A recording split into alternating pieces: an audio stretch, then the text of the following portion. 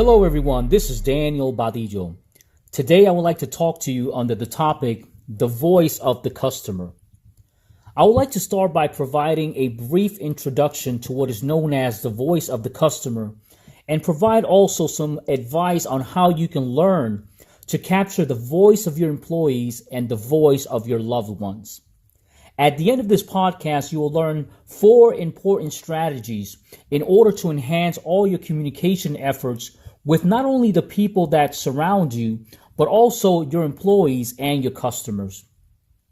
Let me begin by asking you, did you know that every business and every valued customer has a unique voice?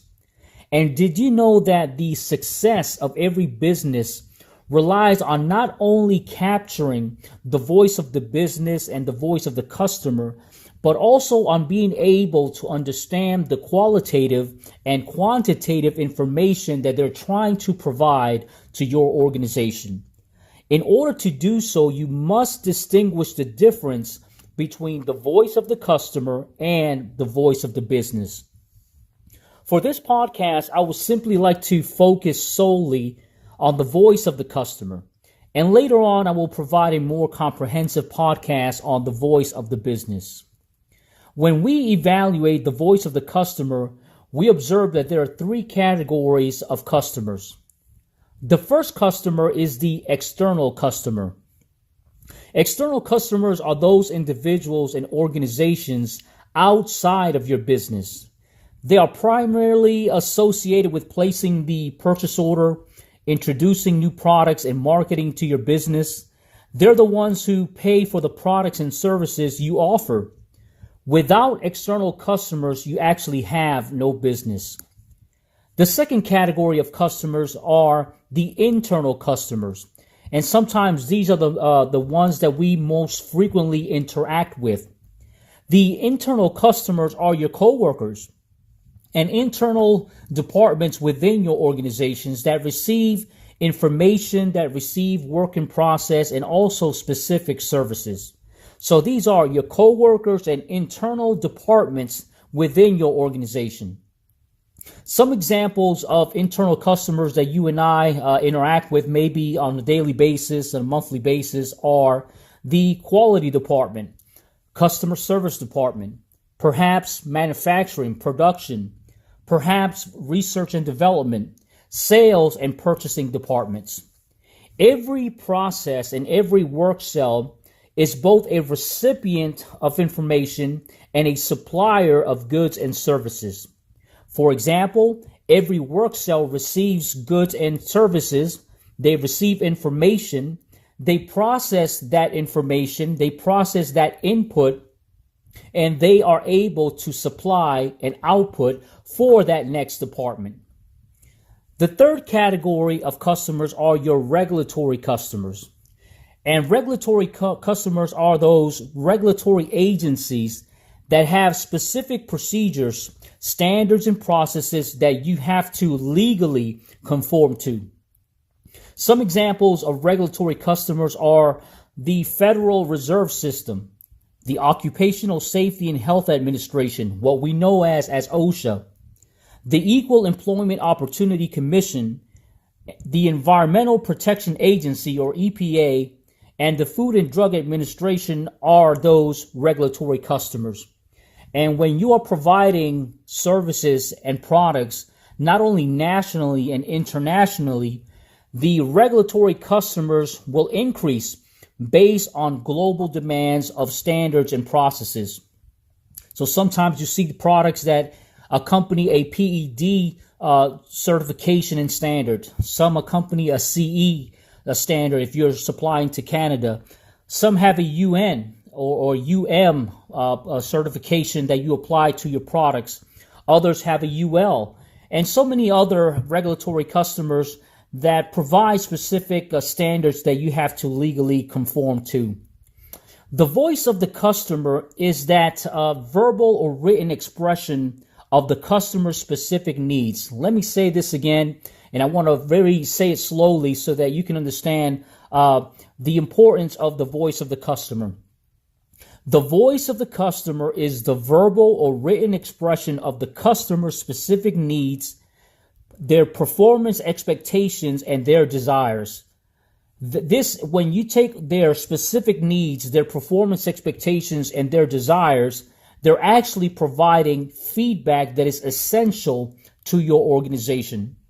In my personal experience, the voice of the customer can be very specific at times, or sometimes it can be very vague. For example, if a customer says, I need this product in 5 days, package and label in a specific manner, and deliver to a specific location, then we can all agree that the voice of the customer is specific as to its desires and expectations. However, if the customer says, I need the product to be delivered in a bigger truck and delivered in a speedy manner and to a random location, then the voice of the customer is very ambiguous as to its desires and expectations. Truth be told, I've been a quality assurance manager for 14 to 15 years, and I've heard the voice of the customer express things such as, it does not feel or look right when we're referring to a product.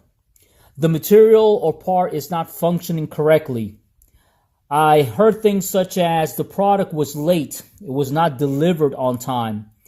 And finally, the product does not fit as intended. So those are the phone calls that usually a quality assurance manager receives when a customer is providing a feedback as to the service or the product is not performing according to their expectations, according to their performance expectations and their material requirements. When this occurs, there are several tools you can use to take this vague information and translate it to absolute and precise information in order to capture those critical to quality requirements, in order to capture those product and dimension specifications, and finally, the service requirements. It is the responsibility of the business to understand how a customer communicates via the voice of the customer.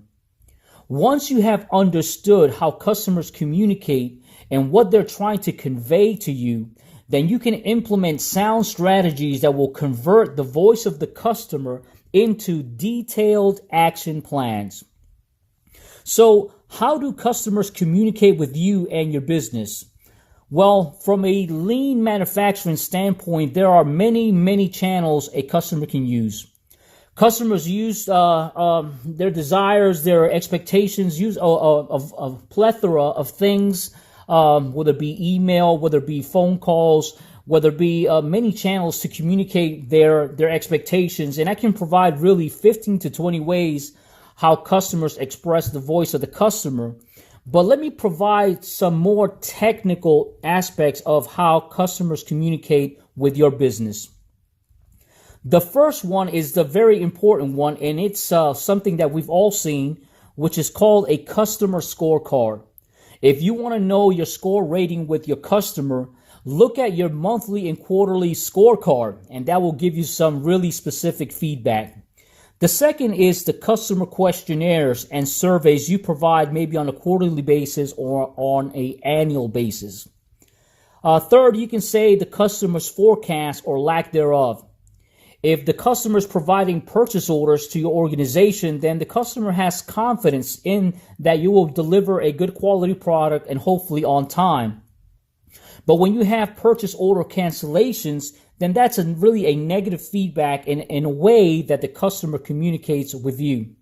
When you have product returns or requests for credits, when you have corrective actions and continuous customer complaints, these are ways that the customer is able to be boisterous about their feedback with their discontent about the organization. Again, without going in too deep into these channels, you have inbound and outbound outlets with which customers use to provide feedback on whether you're doing a good job or a bad job servicing them.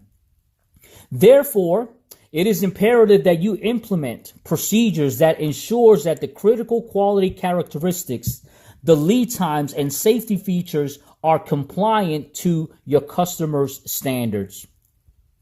Today, I want to take the time. I want to really pause and take the time to really show you how you can capture your employees' feedback and your loved ones' feedback to develop an action plan to address these opportunities for improvement.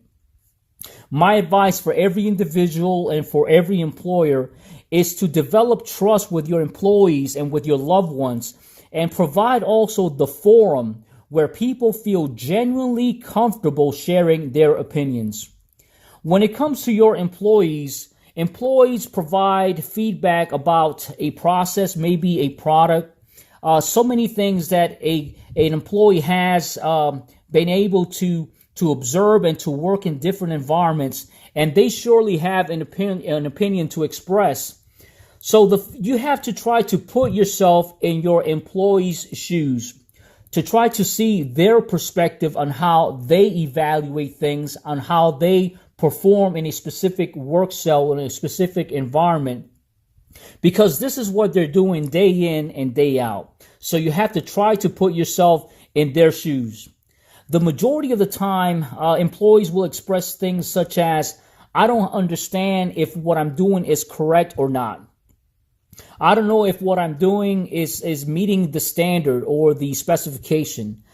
They may say, I don't know if things are going well and operating as intended. Or sometimes they'll simply say, I don't understand this information. So sometimes they're operating in a work environment, maybe in a service environment, and they really do not understand fully if they're performing according to their required expectations. So as an employer, you have to take that unclear feedback. Once again, as an employer, you have to take that unclear feedback and convert it into a precise action plan. You must remain task focused so that you're able to improve the person's or individual's performance, so that they can enhance their performance and surely become better productive employees and people. So the way to do this is by taking this vague information. I don't understand this information. I don't know if what I'm doing is correct. I don't know if I'm interpreting this in a sound manner. I don't know if I'm meeting the standard, or I don't understand this or that. You have to take this unclear and vague information, translate it, and develop some sort of training that can enhance, once again, the performance of that individual. Sometimes it's as easy as reading a part drawing, providing training for that employee to read a GD&T drawing. Maybe it's the misinterpretation of the bill of material, and you have to provide training so that operator can understand the bill of material information, how to follow a standard operation procedure, how to follow a work instruction, how to follow a process. You have to establish a training program, and you have to establish means and ways in order to take this unclear information and develop action plans that can address those concerns one by one. When employees feel supported and listened to, they will be able to highlight areas of improvement within your place of business. The same holds true when you take these strategies and these methodologies. You can also apply it to your loved ones. If a loved one provides feedback saying, we don't spend time together, well, that phrase of not spending time together is a vague statement. It's a very unclear statement. What your loved one is trying to tell you is that we don't spend quality time together. Once again, you've taken this vague statement, you've taken this unclear sentence, and you have made it in more precise and more absolute. What it's saying, when we're not spending quality time together, it's saying we're not spending quality time together conversating, maybe sharing memories, having quality time to plan for the future, quality time to work things out, to work out our differences, quality time getting things together, or quality time to know each other further. So once again, you're taking something unclear and you're providing an action plan that can address those specific needs. So let me provide two classic examples of spending time together, but not spending really quality time together. First of all, how many times have you been in a room with someone watching a movie, but there's another party that is not really watching the movie, but it's entertained on their computer, working on something else rather than watching the movie with you. You're really literally in the same room, sitting side by side in the sofa, but one of you is distracted. So though you are together, you're really not spending quality time together. And how many times have you traveled with someone who is constantly reading emails, answering text messages, and making unnecessary phone calls? Well, the fact of the matter is that you can be in the same vehicle, walking side by side, but simply not spending quality time together. You're together, but you are actually disconnected. In summary, in order to be effective in capturing the voice of the customer and the voice of the loved one, you first must understand their unique expectations and desires. So when you are entering the workforce, when you are in a relationship with someone, whether it be a parent or a love relationship, you must first understand their unique expectations and desires. This means knowing precisely what are the inputs and outputs of your customers and loved ones' expectations. You have to know what feedback they're providing to you and what are the repercussions that will occur if you do not supply those needs and those expectations. Second, you must be able to provide a way to capture the employees and or loved ones' feedback. This could be through meetings. This could be through one-on-one dialogues. This could be through surveys, through questionnaires. This could be through a luncheon. This could be through a company activity. Provide a manner and do this on a more routine basis where the customer, where the employee, and where your loved ones feels comfortable sharing very important information to you.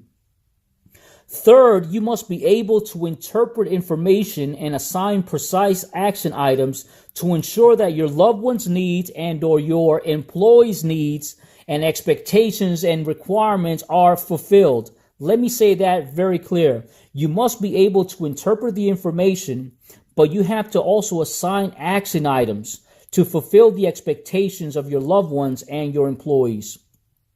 You know, I've said it a million times, maybe I sound like a broken record sometimes, but you cannot improve something if you don't measure it first. So you have to take the time to be able to say, you know, I'm not only listening to your feedback, but we're going to develop some sort of action plan to maybe have dinner, to maybe spend quality time in a private setting, maybe a vacation, maybe a retreat.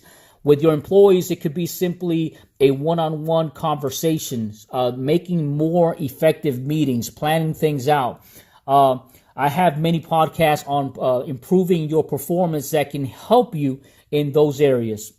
And fourth, you have to, in terms of prioritizing your employees' feedback, you have to do this in a way that is of relative importance. What does this mean? You have to know the primary needs of your employees and work in fulfilling those needs. By doing so, you develop trust and you strengthen those much needed interpersonal relationships. Finally, I would like to finish by saying the following. Value the voice of the customer. Value the voice of your loved one. And value the voice of your employee. They are providing sound feedback. If you want to create a future state that exceeds everyone's expectations, you must provide the platform where you develop trust, you develop honesty, you have transparency in your dialogues, that you have a manner that can be of great trust with your employees, that they feel comfortable in sharing their feedback to you without any sort of repercussions. When you do so, your future state will be more stable and you will have a greater and awesome productive workforce.